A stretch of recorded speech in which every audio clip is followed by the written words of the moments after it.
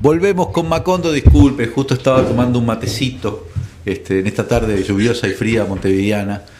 En esta tarde gris, como diría el tango. En esta tarde gris. Acá con Marquito Teruggi, compartiendo estudio. No está Ina, nos gustaría tenerla ahí. En breve. A ver cuándo en unos meses. Yo cuento con que vas a venir acá. Mucha expectativa con que vengas acá. Con ese precioso fondo amarillo. No le hemos preguntado a nuestros seguidores qué les parece ese nuevo fondo en nuestro estudio. Y acá, la vida por los colores. Voten ahí, elijan colores, luego vamos a leer los comentarios. Tiene un secreto los colores que yo lo acabo de descubrir una vez que llegué acá a Montevideo. Resulta que nuestro amigo Leandro es fan de un club de acá que se llama Peñarol. Es un buen equipo, la verdad. Que son de color negro y amarillo. Entonces él viene vestido con el suéter negro y pone fondo amarillo anaranjado y es como si fuera la hinchada de Peñarol, la digamos. Gente se va a enojar. Un sutil recuerdo, ¿no? Ese es el mensaje como subliminal que hay en la imagen. Vos ves la imagen, pensás que es solamente una imagen y hay una operación futbolística detrás. Una vez cuando Ina comenzó a trabajar con nosotros, le hice una entrevista para Caras y Caretas hace años de esto, y ella habló de Peñarol. Ina sabe muy bien lo que es Peñarol. No sé si sabe lo que es Estudiante de La Plata. Claro. Que somos amigos, estudiantes de Peñarol. Somos amigos. Dejando esto, sigamos al próximo tema, Leandro. Vamos a Ecuador, donde ya hay una candidata elegida por la Revolución Ciudadana, por el correísmo, para las elecciones que serán el año que viene, que enfrentará a Daniel Noboa, candidato del gobierno, el gobierno actualmente, en este periodo, recuerden, estamos en un periodo corto de gobierno, porque viene de lo que fue el gobierno de Guillermo Lasso, que terminó antes de tiempo, ¿sí? Y la candidata va a ser Luisa González nuevamente, como ya había sido la anterior oportunidad. Yo quiero recordarle a la gente, a que nos mira Macondo, breve, antes de pasar con Jaraín Noriega. Aquel proceso electoral comenzó con una expectativa muy alta de la Revolución Ciudadana. Todo indicaba que iba a ganar, hasta que en el medio de la campaña electoral se produjo el magnicidio de uno de los candidatos, Villavicencio, que tuvo un impacto enorme después en lo que fue el resultado electoral. No podemos decir que se le pueda adjudicar la derrota exclusivamente a eso, pero yo creo que fue el factor determinante. Fue un suceso que en aquel momento se le intentó atribuir al correísmo como cierta responsabilidad sobre ese atentado. Luego eso quedó descartado, pero tuvo su impacto electoral muy fuerte. Eso fue hace un año exactamente. Hace un año. Entonces, y la candidata era Luisa González. ¿Vos qué pensás, Marco? Vos que sos una persona muy experta en Ecuador, has estado en muchas oportunidades, incluso en varios de los momentos donde se han registrado estados de excepción, conflictos importantísimos, como aquel de ISA, ¿te acordás de las fuerzas de la CONAIE? ¿Era el Pachacuti? No, la CONAIE era, ¿sí? Las Confederaciones de Naciones Indígenas, la huelga. Exacto. La historia va muy rápido en Ecuador. De hecho, el asesinato de Villavicencio fue el 9 de agosto del 23. Pasó hace solo un año. Fue la primera vuelta. En la segunda ganó Daniel Noboa, que viene gobernando en un país que está absolutamente convulsionado. Han habido persecuciones políticas muy fuertes, estuvimos haciendo acá justamente un trabajo al respecto y ya estamos en el momento en el cual se formularon las candidaturas para las próximas elecciones y ya el país está mirando hacia las próximas urnas. Y para eso tenemos en línea para conversar, explicarnos cómo se está viviendo esto en Ecuador a la asambleísta Jaraín Noriega, para poder entender en qué momento está, que sabemos que es un momento difícil, lo hemos venido estudiando, pero ya con las listas armadas y cuál es la primera impresión por lo pronto desde la Revolución Ciudadana, con el binomio que se armó, con Luisa González a la cabeza, cuáles son las expectativas, los debates, cómo se percibe que va a ser la campaña en un país que ya está en una suerte de sucesión de elecciones y de crisis permanente. Así que para eso está Jaraín, muchas gracias por estar acá en Macondo. Contanos cómo están las cosas por allá. Luisa se inscribió oficialmente, el binomio, las expectativas. Hola, ¿qué tal? ¿Cómo están, compañeros y compañeras? Muchísimas gracias por la invitación y siempre también por el interés que tienen por Ecuador, un país que ahora mismo se encuentra sumido en una ola de violencia muy difícil, muy complicada para nosotros. al menos se registran 13 asesinatos cada día. Estamos hablando también de que aproximadamente 5 millones de personas viven con menos de $3 al día. Un país que ha continuado con la línea ya neoliberal que inició con el gobierno de Lenín Moreno, continuó con Guillermo Lasso, y ahora mismo Daniel Noboa representa, si se quiere, la cara más radicalizada, no solamente de la ejecución de un plan neoliberal, sino también de la persecución política. Recordemos que hace unos meses se produjo una de las violaciones más fuertes a nivel mundial, si se quiere, de el derecho internacional al haber, digamos, irrumpido de forma violenta en la Embajada de México, secuestrado a un asilado político, a un perseguido político como lo es Jorge Glass.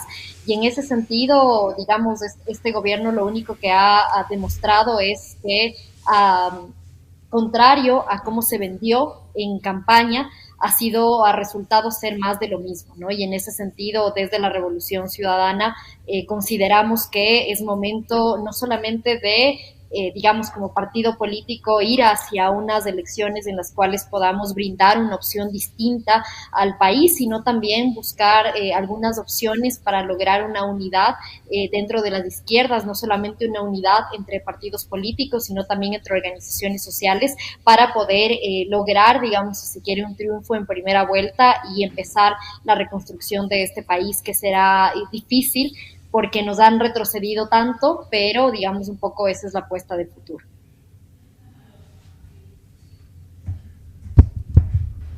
Perdón, sí. Jairen, buenas tardes, buenas noches para España. Muchas gracias por estar aquí. Yo te quería preguntar un poco sobre los pilares, ¿no?, del programa de Luisa González, con qué se va a ir ahora a estas elecciones de 2025, porque, bueno, las elecciones, si bien Leandro ha dado un poco del contexto en qué situación se perdió esa segunda vuelta, pero bueno, tenemos una misma candidata que ya perdió unas elecciones frente a Daniel Noboa, y cómo va a revertir ahora mismo la Revolución Ciudadana pues ese anterior resultado. ¿Hay algo nuevo en el programa? ¿Qué se va a proponer? ¿Cuáles van a ser los mensajes? ¿Cómo se va a trabajar en las redes sociales? ¿Tiene algo claro la Revolución Ciudadana para contrarrestar, digamos, todo en lo que viene trabajando en los últimos meses la derecha, que ya vemos sus capacidades, ¿no?, para comunicar, para construir narrativas, etcétera, etcétera? Sí, bueno, es una pregunta importante, porque creo que van 2 elecciones en las cuales no hemos logrado tener un triunfo, y eso ha significado que, digamos, el país cada vez esté peor, y en ese sentido el compromiso más que nunca es mayor.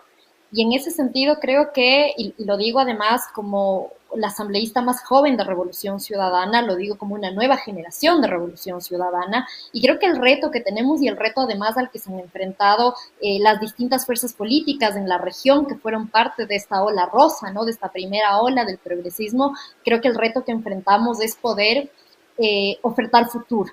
Me parece que a veces nos quedamos en la nostalgia y en la añoranza de lo que fueron nuestros proyectos políticos, que fueron exitosos. En el caso de Ecuador, el gobierno de la Revolución Ciudadana sacó a casi 2 millones de personas de la pobreza a través de una nueva constitución. En el año 2006 logramos un país que tenía una institucionalidad sólida, logramos que la educación pública sea gratuita y de calidad, logramos derechos para nuestra gente. Sin embargo, eso para generaciones como la mía, incluso más personas mucho más jóvenes que yo, eso ni siquiera está en el radar de lo que existió, porque eran tan jóvenes que no vivieron el proceso de la Revolución Ciudadana. Entonces, creo que el reto que tenemos ahora como fuerza política es tomar lo mejor del pasado, lo mejor de lo que hicimos en los 10 años de la Revolución Ciudadana, pero también poder ofertar un futuro para esas nuevas generaciones. Además, también leyendo el panorama y leyendo el mundo que tenemos ahora en el 2024, que no es el mismo mundo ni es el mismo Ecuador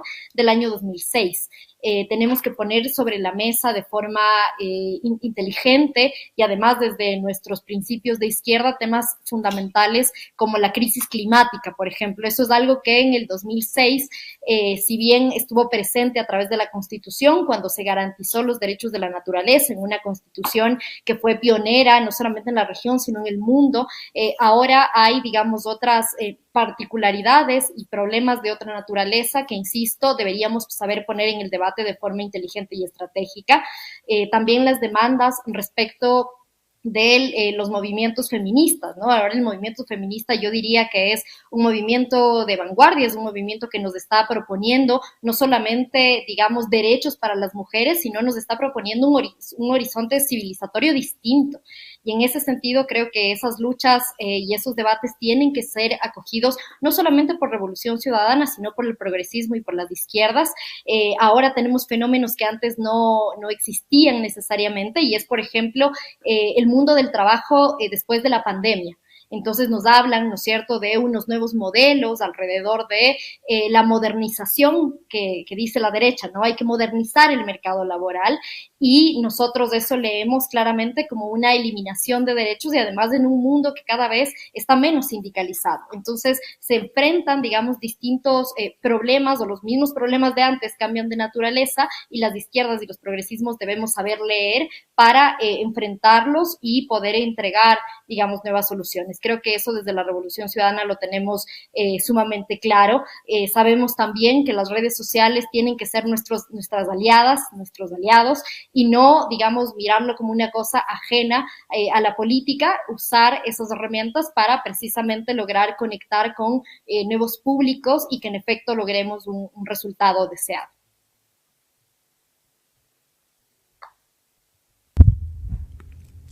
Hablábamos hace un ratito de la situación de Jorge Glass, que fue secuestrado de la Embajada de México. Hemos discutido y charlado mucho sobre el lawfare en Ecuador.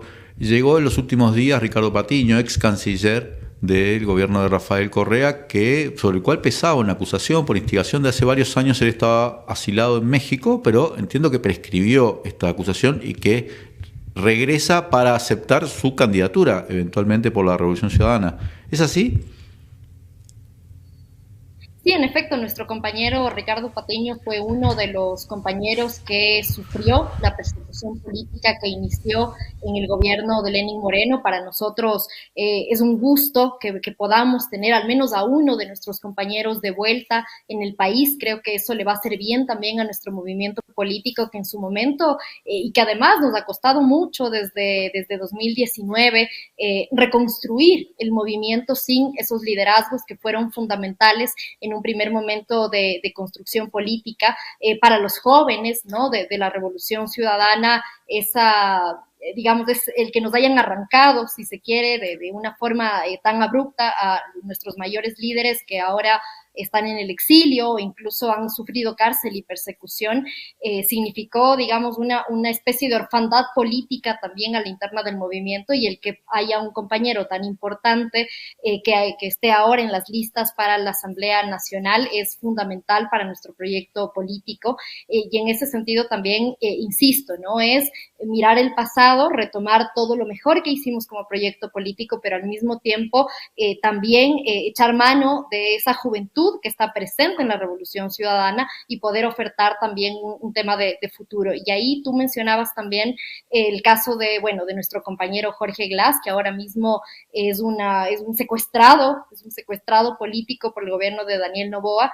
Y cuando hablamos de unidad de las izquierdas, hablamos también, y uno de los principios fundamentales de esa unidad debería ser ponerle un freno a la persecución política, a la judicialización de la política, porque eso es algo que no solamente le ha hecho daño a la Revolución Ciudadana, al movimiento indígena o a nuestros compañeros y compañeras de forma individual, sino que ha significado y ha pesado, digamos, algo terrible para la democracia. Y en ese sentido, digamos, esa debería ser una de las premisas, no solamente de la izquierda y el progresismo, sino también de cualquier movimiento democrático en este país. Debería hablar de la necesidad y de la importancia de ponerle un alto a la persecución política. Jairen, hemos visto un gobierno que cuando asumió, me refiero a Daniel Noboa, decía de sí mismo que era de centro izquierda, que planteaba pasar la página de algunos niveles de confrontación, y ha terminado secuestrando a Jorge Glass, Hace poco estuvimos hablando del caso de la periodista Alondra Santiago, que fue expulsada del Ecuador. Es decir, un gobierno que se ha de alguna manera endurecido y ha hecho de la política de la mano dura y la persecución otra vez una forma de construir política dentro del Ecuador. ¿Eso le ha dado resultado en términos de popularidad? ¿Ves a un gobierno que está bastante fragilizado y va a ir a las elecciones con pocas posibilidades? ¿Lo ves competitivo? ¿Cómo analizás, porque uno presupone que está con su aspiración a ser reelecto, al presidente y a su nivel de aceptación? Es un gobierno que lleva pocos meses, le quedan pocos meses, pero en ese tiempo optó efectivamente por una suerte de reactualización de la línea dura, confrontativa, persecutoria. ¿Cómo ves que está su popularidad, su aceptación en este país que está en esta zona de crisis permanente?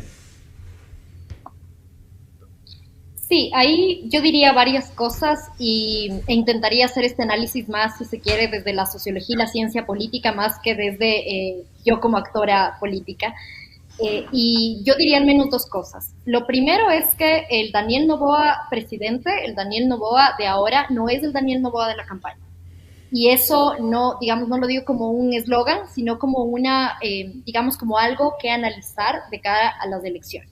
En el sentido en que Daniel Noboa, en parte, digamos, logra su triunfo porque ocupó un lugar en la campaña que no lo ocupó nadie más. Y es este lugar del candidato de la conciliación, del candidato de la no confrontación, del candidato que estaba más allá del correísmo y el anticorreísmo, del candidato que incluso, recordemos que, de hecho, ayer se cumplió un año de las elecciones de este 20 de agosto que logró una mayoría para parar la explotación en el bloque 43, en el Parque Nacional Yasuní, que logró también un resultado de casi el 70% también de toda la minería andino, que es una parte que hace, digamos, de una biosfera que es de protección especial. Entonces, él, de hecho, apoyaba, ¿no es cierto?, estas causas de la conservación del medio ambiente, digamos, era un candidato que sintonizaba o que parecía sintonizar con ciertas demandas como, digamos, la equidad de género, el cuidado del medio ambiente, etc. Entonces, ese candidato que logró esa aceptación en las elecciones ya no es el mismo Daniel Noboa que ha venido gobernando. Entonces, ahí, de cara al análisis de lo que va a pasar a futuro, me parece que habrá que mirar qué actor político ocupa ese lugar que en campaña ocupó Daniel Noboa, porque Daniel Noboa no va a poder volver a ocupar el mismo lugar que ocupó en campaña, porque evidentemente, insisto, él ahora mismo es la cara más radicalizada de una agenda neoliberal que trajo de vuelta al Fondo Monetario Internacional y de una agenda también de odio y de persecución que él en campaña al menos rechazaba, digamos, se hacía de lado de esa agenda de persecución y de odio, y ahora más bien él es la cara más radicalizada. Entonces, eso como primer elemento. Y como segundo elemento respecto de las cifras, me parece que hay que leer las cifras en su integralidad. Digo esto porque a breves rasgos tú podrías decir que si bien tiene que el presidente Daniel Noboa tiene una aceptación importante y que a diferencia de Lasso y de Moreno, pero sobre todo de Lasso, pues ustedes miran sus cifras de aceptación, se desplomó y fue un presidente que ni siquiera logró terminar su mandato. Entonces, claro, uno pensaría que con esta ola de violencia y también con unas cifras de no recuperación de la economía y más bien de un desplome de la economía, etcétera, uno esperaría, ¿no es cierto?, que Daniel Noboa también se desplome en sus cifras y eso no ha pasado. Y si tú lees esa cifra en particular, puedes decir, bueno, llega fuerte a las elecciones. Pero cuando digo que hay que leer las cifras en su integralidad, si tú lees, ¿cierto?, por ejemplo, qué es lo que dice la gente de si espera, si ve el Ecuador que va por buen camino o por mal camino, la gente te dice, el Ecuador va por mal camino. Cuando le preguntas a la gente, ¿usted cree que va a estar mejor, peor o igual a futuro? Entonces te dice igual o peor. Entonces, y otras cifras, para mí, lo digo más desde como sociológicamente, digamos, son unas cifras frágiles, las de la aceptación de Daniel Noboa, porque la gente dice, bueno, tal vez está haciendo un buen trabajo, pero el país no está cambiando. Entonces la gente en este momento no está contenta con lo que está pasando en el país. y entonces está buscando un cambio. El candidato o la candidata, la fuerza política que represente ese cambio, me parece que va a ser la fuerza política que va a terminar triunfando en estas elecciones, porque claramente la gente te está diciendo que el país no va por buen camino. Entonces, el candidato o candidata que genere ese contraste con Daniel Noboa y con su proyecto de poder será para mí el candidato que logre, digamos, vencer en las elecciones. Jairen, una última por mi parte, hablando precisamente de ese diagnóstico, ¿no? De que el país no va por el buen camino. Llevamos meses analizando esos índices de violencia en Ecuador. Hace unos meses se celebró pues, un referéndum, una consulta, que será básicamente una consulta para blindar esas políticas punitivistas. Recuerdo que de alguna forma se presentó como la solución, ¿no? A esa ola de violencia que asola el país. Te quería preguntar si ha cambiado algo en estos meses después de esa consulta, si esas políticas de buquelización, ¿no? de los ambientes cambian algo, mejoran algo, al menos a corto plazo, o sigue todo igual, cómo están los índices de violencia ahora y cómo es la percepción y sobre todo cuál es el plan de revolución ciudadana para afrontar este problema, ¿no? Que es el principal, ¿no? Sí, varias cosas. La primera es que la consulta popular, y lo dijimos, y yo creo que fue, digamos, un relato que logró instalarse de forma positiva, era una consulta popular que tenía, más allá de las preguntas de seguridad, que más bien eran como una cortina de humo que ocultaba dos preguntas que eran el corazón de la consulta popular, y era, por un lado, el trabajo por horas, que se vendía como la solución al desempleo, y por otro lado, traer de vuelta el arbitraje internacional. Y además, estas dos preguntas, ¿no es cierto?, eran luego, ¿no?, cuando tuvimos acceso a la carta de intención que firmó el Ecuador con el Fondo Monetario Internacional y luego todo el acuerdo, da cuenta de que eran políticas que surgían o que eran preguntas que surgían de este acuerdo con el Fondo Monetario Internacional. Entonces, en estas dos preguntas, la gente votó que no. Y en el resto de preguntas de seguridad, la gente votó que sí, ¿no? Preguntas de, digamos, de populismo penal, preguntas que no apuntaban a dar una solución integral al problema de la seguridad, sino que más bien, insisto, eran preguntas que hacían parte de una cortina de humo. Y eso, digamos que lo dijimos en su momento, el tiempo nos está dando la razón en el sentido en que la inseguridad en el país, de la consulta popular hacia acá, no ha disminuido, por el contrario, cada vez el contexto ecuatoriano se vuelve mucho más violento.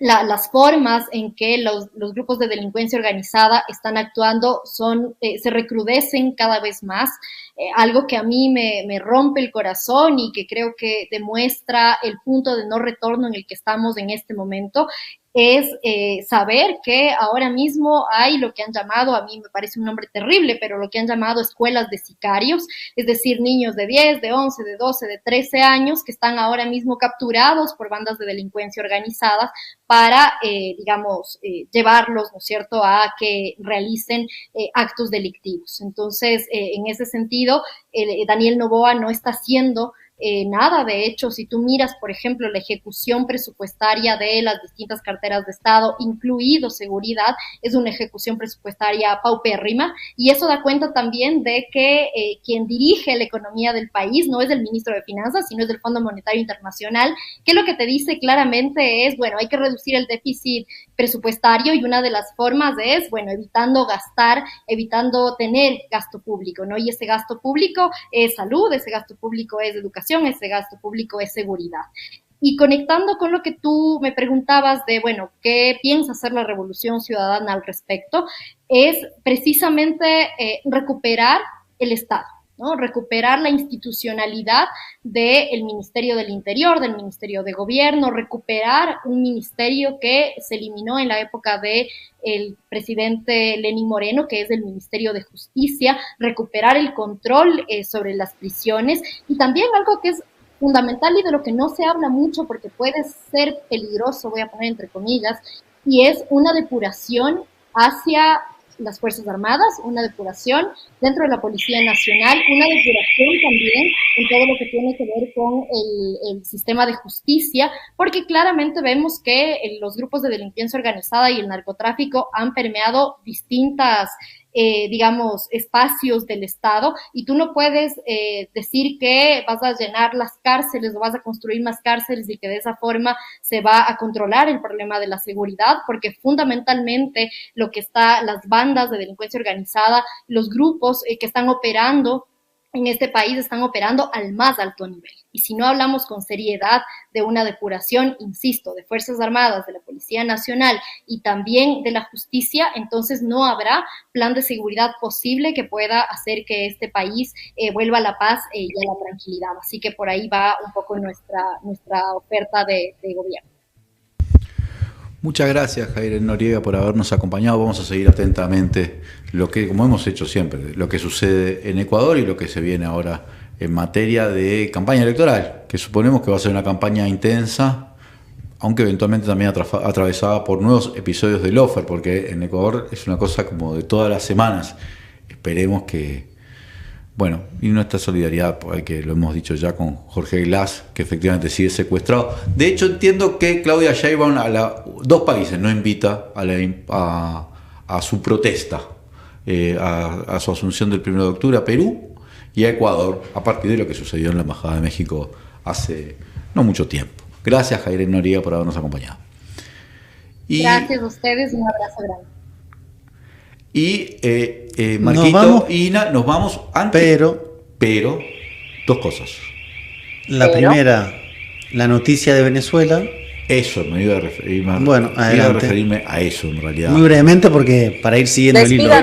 Despidan primero de los suscriptores de DirecTV, que ya nos van a cortar. Ya saben que nos pueden seguir a través del canal de YouTube de Caras y Caretas. Y sí, la noticia de Venezuela es que el Tribunal Supremo de Justicia reconoció la victoria de Nicolás Maduro y refrendó los resultados que fueron anunciados por el Consejo Nacional Electoral.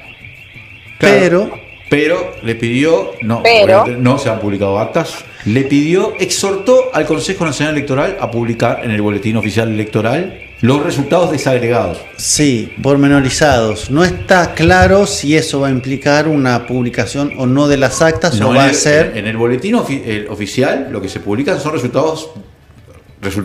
Como en todas las elecciones. Que uno entra, es Estado, el acto parroquia, centro y mesa. Esto existe. Claro, y en tal mesa ganó tal candidato, que por el momento no está disponible. Después lo otro es si el CNE o no va a publicar, porque mostraron imágenes en el Tribunal Supremo de Justicia, en la sala electoral. En el peritaje. Estaban todos con viste que en Venezuela usan eso, ¿no? Campera, gorro, en México creo que también. Sala electoral, estaban todas las cajas, técnicos. Parecían estar revisando el material electoral que decían contar del CNE, del PSV y de 7 partidos políticos, sí, y 9 candidatos. En teoría que revisaron es el del CNE, porque lo que hicieron fue auditar el resultado del CNE, las actas con lo que aparece en las máquinas. Muy bien. Lo que hay que ver ahora es cuándo el CNE publica esos resultados, que le quedan pocos días por ley, y si a su vez presenta o no actas, digo yo, para ver además cómo van a posicionarse Brasil y Colombia, porque en México uno ya anticipa que con el tribunal va a decir que ya está cerrado este capítulo. Desde el punto de vista institucional venezolano, esto es cosa juzgada. Sí. Pero la política es otra cosa. Pero cuando yo empecé la militancia me explicaron rápidamente que legalidad y legitimidad no era exactamente lo mismo. Por eso vamos a ver una cosa es la legalidad, otra cosa es la legitimidad que se construye según resultado. Vamos a tener que analizarlo, pero y supongo que cierta credibilidad que, bueno. ¿Qué tiene que ver con la legitimidad? Vamos a ver qué publica Nina. No nos adelantemos, aunque ya hace unos días que fue la elección. Vamos a verlo. Claro. Lo hablamos el jueves que viene en Macondo. 3 semanitas han pasado, pero lo hablamos el jueves que viene. Buenas noches.